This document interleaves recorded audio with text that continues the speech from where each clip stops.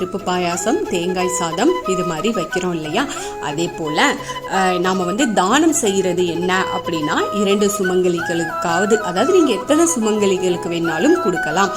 2 சுமங்கலி பெண்களுக்கு மங்கள பொருட்களை நீங்கள் தானமாக கொடுக்கலாம். இது திருமணம் நடைபெறதுக்காக மட்டும் இல்லை, அதாவது திருமணம் ஆகாதவங்களுக்கு திருமணம் நடக்கும்.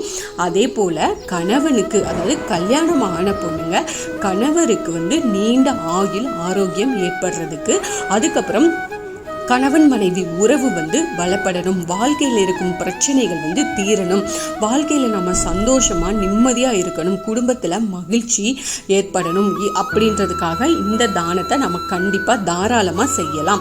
மஞ்சள், குங்குமம், அப்புறம் அந்த ப்ளவுஸ் பிட்டு இது எல்லாத்தையுமே கொடுத்து நீங்கள் கொடுக்கலாம்.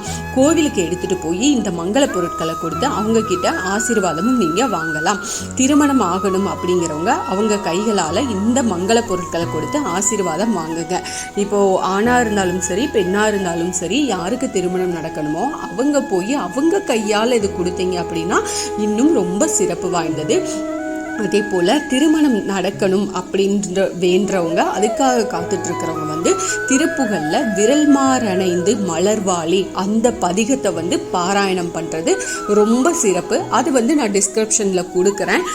அதை நீங்கள் தினமும் பாராயணம் பண்ணுங்க. நிச்சயமாக உங்களுக்கு முருகப்பெருமான் உங்களோட வேண்டுதலை நிறைவேற்றி கொடுப்பாரு.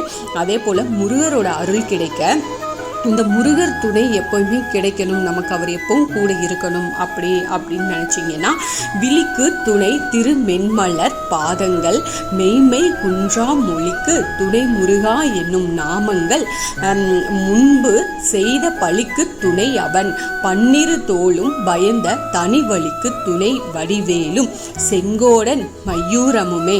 சஷ்டி விரதம் இருக்கிறவங்க, விரதம் இருக்காமல் வழிபடுறவங்க, இப்படி யாராக இருந்தாலும் இந்த பாடலை தாராளமாக பாடலாம். இதையும் நான் டிஸ்கிரிப்ஷனில் கொடுக்குறேன். இந்த பாடலை தினமும் நீங்கள் சொல்லி வந்தீங்க அப்படின்னா முருகப்பெருமானோட அருள் எப்போதுமே உங்களுக்கு பரிபூரணமாக கிடைக்கும். அது மட்டும் இல்லாமல் மனதில் தைரியம், சந்தோஷம், நம்பிக்கை எல்லாமே உங்களுக்கு கண்டிப்பாக கிடைக்கும்.